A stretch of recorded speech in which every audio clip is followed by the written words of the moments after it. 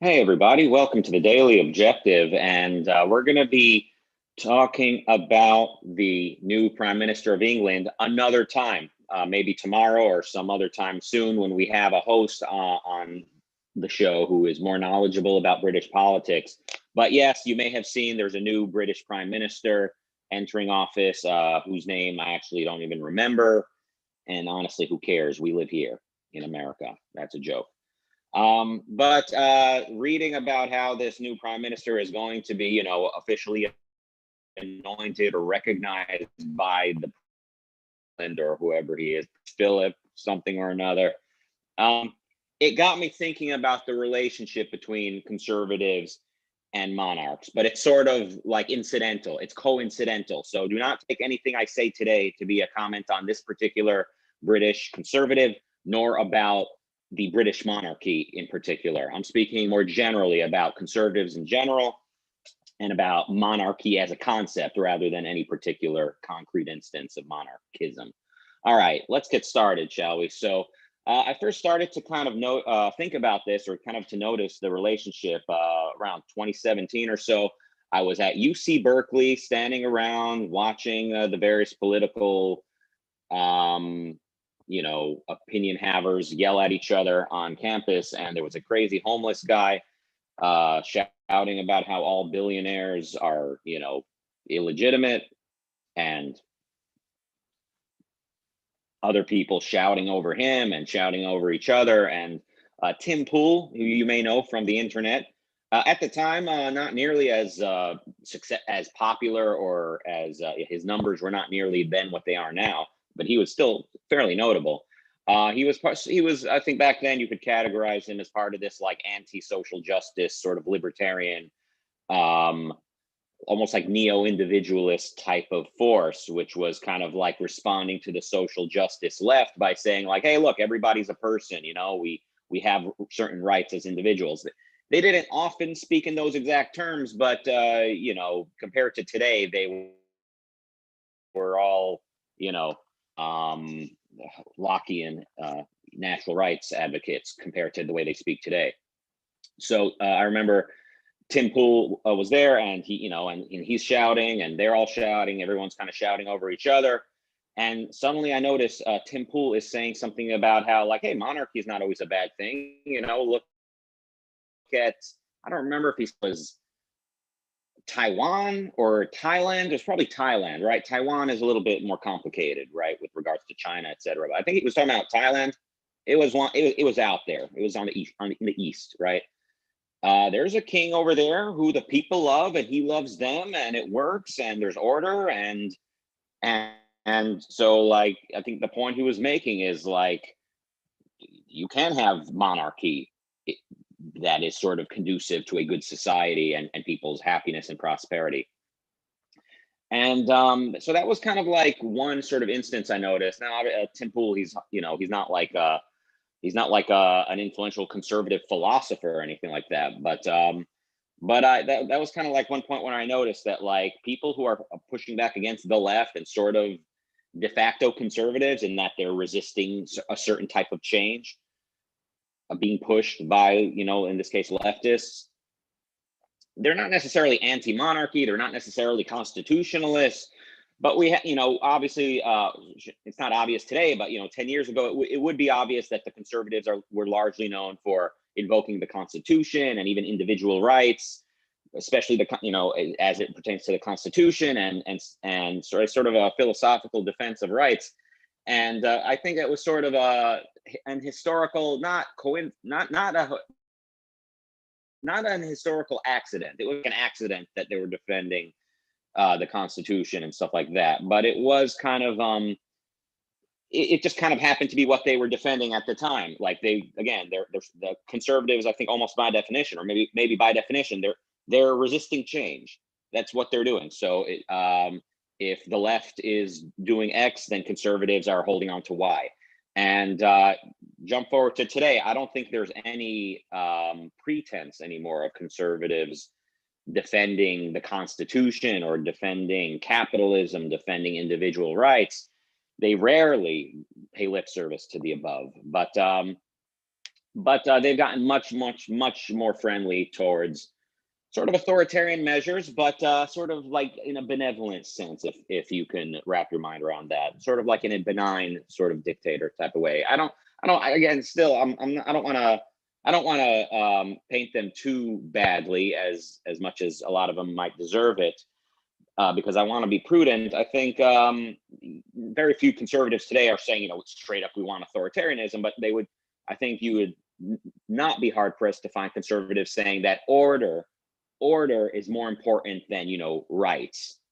So in that respect, they've adopted the old progressive, I think it was the progressives who said rights are sort of are an illusion on stilts, something like that. It was maybe the progressive educators like John Dewey. So yeah, they're generally not their defense of individual rights, their defense of constitutional protections. It was kind of like an historical happenstance, I think, looking back, because as time passes, we see conservatism comes to mean something much more friendly to authoritarianism, much more friendly to sort of unlimited rule by the government.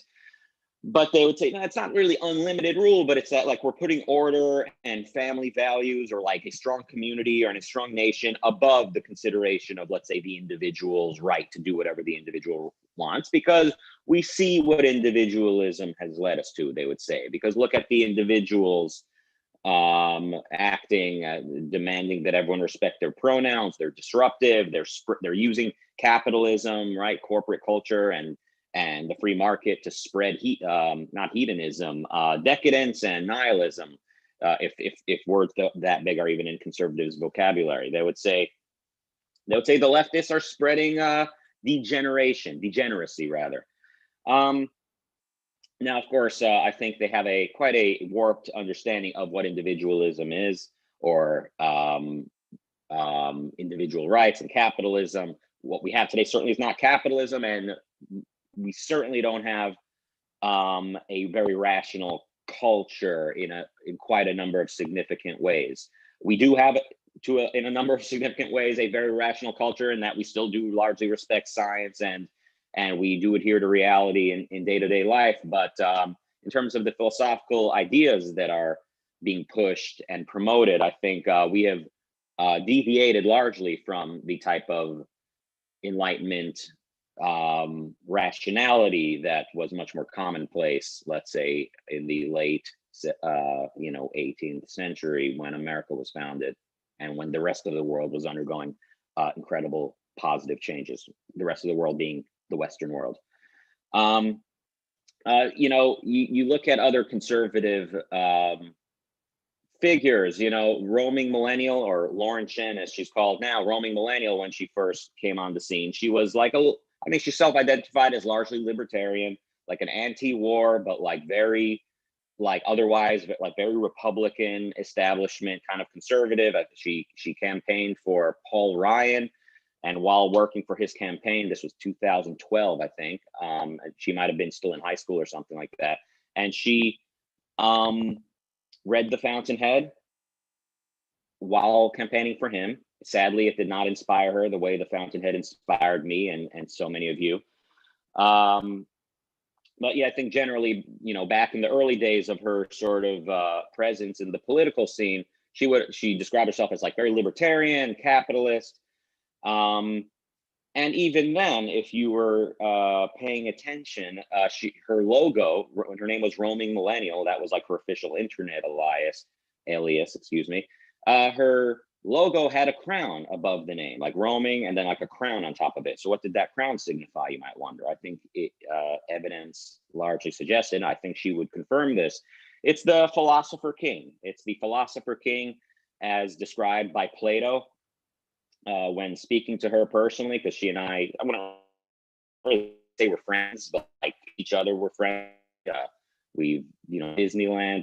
I've hung around a lot of I think notable social media political people over the years, and she's explicitly a Platonist, explicitly so. And the point is not to single her out and say, look, I found a Platonist among conservatives. I think to the extent that conservatives are philosophical, I think Plato is their guy. I think that's been my experience. That's what I've seen. I think Plato's Republic is largely a favorite book among conservatives because conservatives, they do believe in sort of crafting a society. It's not just that they're saying, so they don't come at this from an individual in an individual perspective, you know.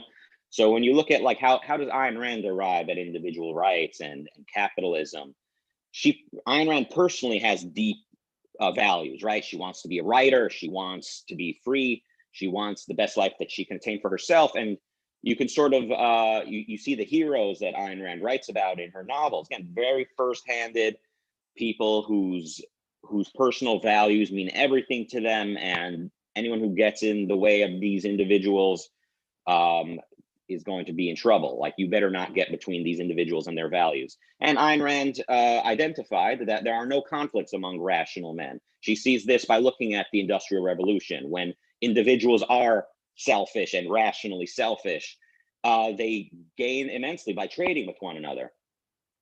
So it's not that we're crafting a society, it's that like society is there to protect individuals trading. What I'm getting at is when it comes to the more conservative sort of Platonist approach, a lot of them have been friendly to capitalism and sort of individual rights, but it's sort of coming from the standpoint of what's the best type of society that we can craft.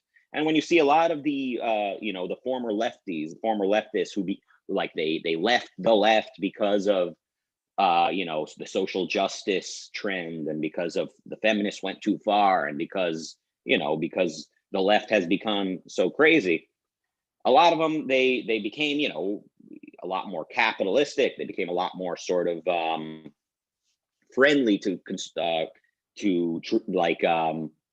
things that conservatives have been associated with, but they come at it from the standpoint of like, how do we craft a society that'll work for the most of us, that'll work for the highest number of us, sort of like a utilitarian equation. Now, like this can seem a little bit benign. Like, this can seem like, okay, yeah, what's so bad about that? Let's craft a society that works for the most people, or that promotes happiness, that promotes good behavior, like that sort of works for the highest number of people. But I think they're going about it the wrong way, because it should start with the individual, and you personally, the person watching this at home. It starts with you. It starts with every other individual sort of looking at the world and asking, like, I want a good life for me. Like, what is the rational way to do that? And if we are rational, we can deal with each other to great benefit. And that in turn, of course, does create wonderful, prosperous, and happy civilization. But the purpose of government then is just to protect our ability to be moral. It's to protect our ability as individuals to deal with one another. The purpose of government is not to sort of craft and engineer a society in which we are, happy. It's not to craft a society in which we are maximizing good behavior. So this is like, you can sort of see why the relationship between conservatives and quote libertarianism or capitalism, it was sort of short-lived. And it was kind of incidental. They were never really deeply committed to it. In one of my conversations on this show with Jason Rines, I think either this was his quote, quoting himself or quoting someone else. I think he said something like, when conservatives realize that democracy is at odds with conservatism, they're not going to go with democracy, something like that. And I think he was referring to the whole election controversy of 2020. You can replace democracy with individual rights or liberty. You can just say liberty is at odds with conservatism. And that's exactly what we've seen. Conservatives have seen that their values, how they want the world they want children to grow up in, is clearly at odds with other people's liberty. Other people wish to express themselves with regards to gender and stuff like that. And this comes off to a lot of conservatives as like an attack on their own values. Now, I will say this, in an actual laissez-faire capitalist society, these people can go their separate ways. You would not have public schools. You can certainly boycott companies that are promoting, gender theory that you dislike. I think we would see a lot less corporate virtue signaling, so to speak, or corporations having an opinion about gender and inclusion and all of that, because the culture at large would be much less influenced by the postmodern left, if at all. But putting that aside, in today's context, we see conservatives, basically, they see that liberty is at odds with their values. Again, their values being much more on the socially conservative side, or what they consider to be moral, let's say. And in some cases, the conservatives are right in what they're defending. Other cases, I think they're wrong. But regardless, they see other people's free speech as a threat. They see other people's economic liberty as a threat. Certainly, when it comes to big tech, conservatives are quick to label, big tech as an arm of the government in many cases when I think that is inappropriate. And again, the solution should be, even if there is collusion between big tech and the government, the answer is to divorce them, not to have the government break up big tech or to regulate big tech or anything like that. The point here being, conservatives see liberty didn't really work out for them. Liberty is at odds with individual rights, or I'm sorry, liberty is at odds with what they consider to be moral. Individual rights is at odds with what they consider to be moral.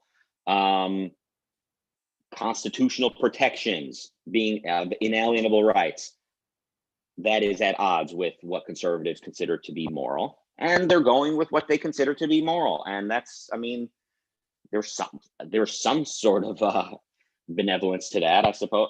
There's something good about that. There's a lot wrong with the way they're going about it, but at the end of the day, people go with the morality that they've accepted, and we see that everywhere. That's why people can watch the communists slaughter untold millions and not bat an eye, because their moral code says, yeah, altruism is the moral code, and the people being slaughtered have no right to be selfish, and it's being done for the greater good, or for the good of the platonic proletariat who nobody has ever met but is somehow supreme and to be worshipped.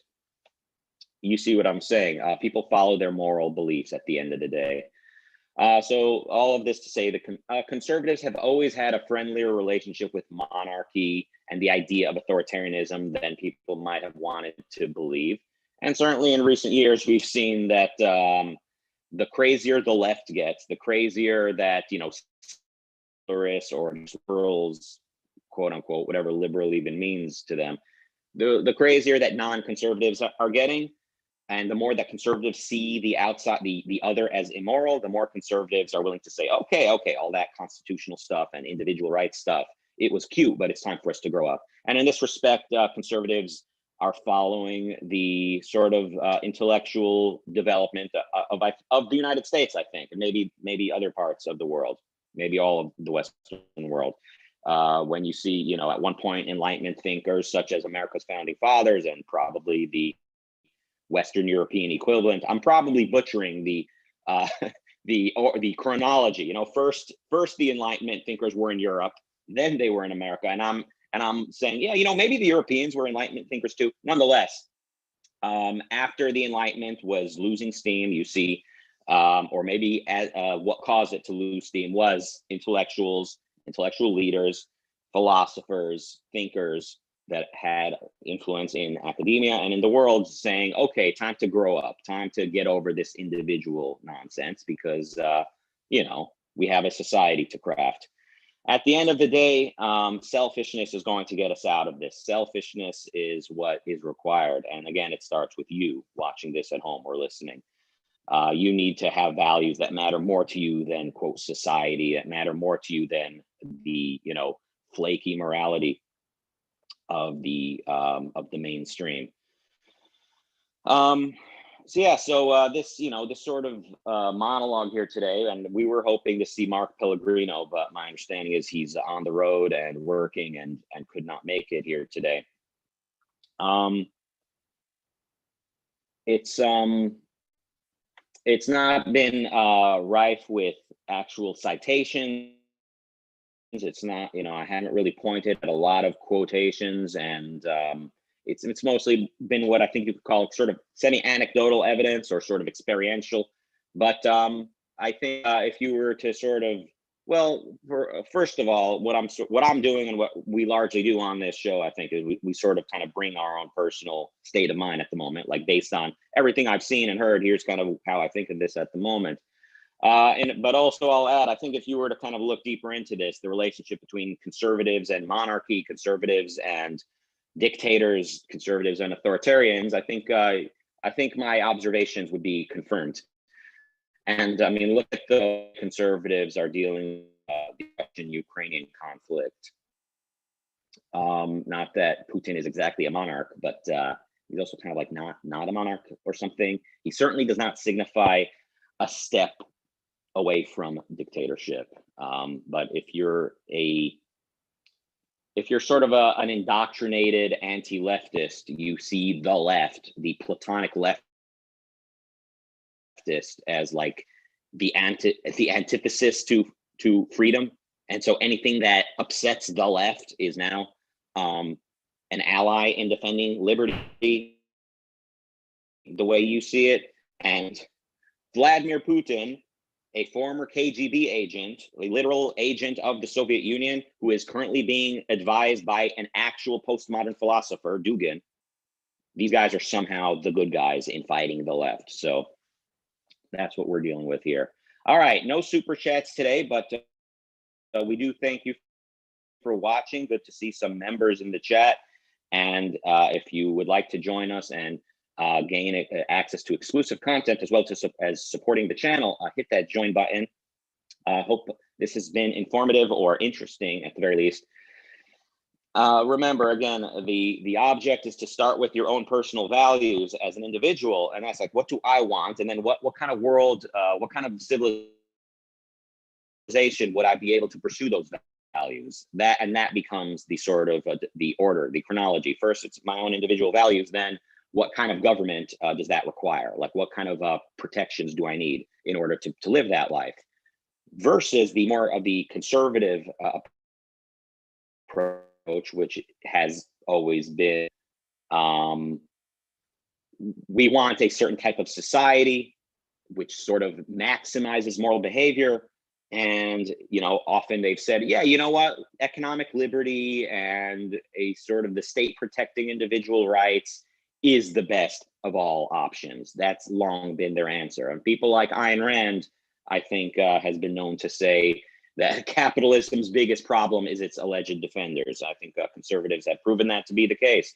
They've disreputed capitalism. They've delegitimized it. They made capitalism look stupid. They made capitalism look childish. They made liberty in general look childish, and they've turned it into a bumper sticker. And look how quickly the conservatives have thrown liberty under the bus. Pretty pathetic.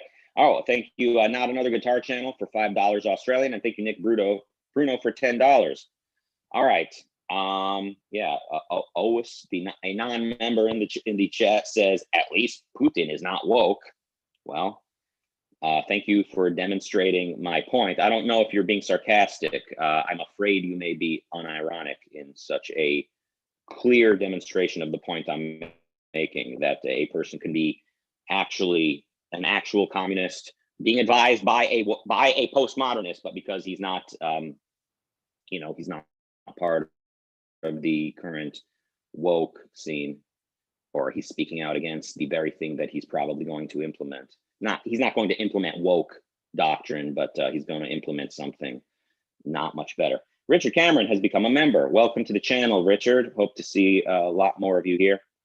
Bonnie, the member, says DeSantis versus Disney, property rights out the window. I mean, yeah, look at Ron DeSantis.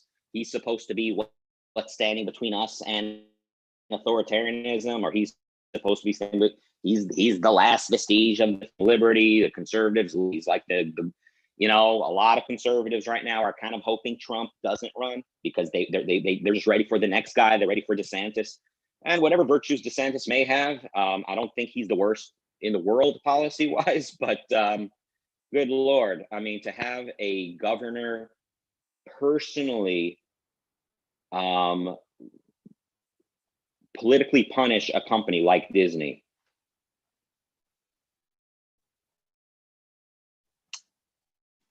is not a defense of liberty. That is not a defense of certainly not a defense of capitalism. Now, Disney, I don't think Disney ever should have had like special rights, right? Like nobody should. Everyone should have the same rights, and those rights should be inalienable. So we should all, in a sense, we should all be living like Disney. We should all be, well, okay, that's a little confusing because I don't really know what Disney was. But for a governor to personally punish Disney for their speech, for their statement, that is not a good look. You know, if you think DeSantis is your friend, I don't think you're being selfish enough. I think you can do better.